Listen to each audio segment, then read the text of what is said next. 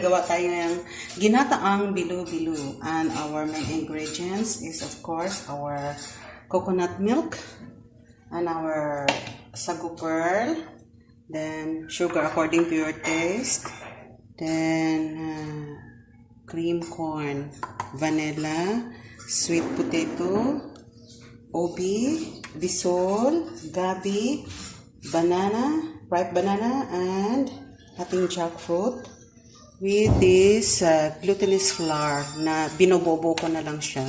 Then magpakulo lang po tayo ng water. Pakulo tayo ng water. Halo-halo lang po yan. So that's it. Ganun lang po yan mga Megz. Okay, mga sadik. Okay. Kumukulo na nga ngamoy na ng ating langka. So ilagay na natin ating gabi.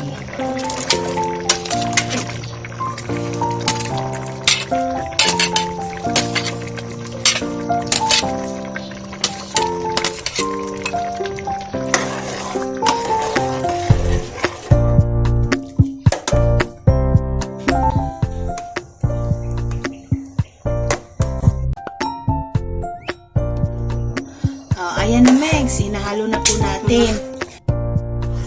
I-continuous mixing lang po mga Megz para hindi didikit sa ating cooking pan. Okay. Ganun lang, easy lang siya. Ay mga Megz, mga sadik, ito na po ating final product ng ating ginataang bilo-bilo or dinoldog. Okay. Thank you mga Megz. Bil Afia.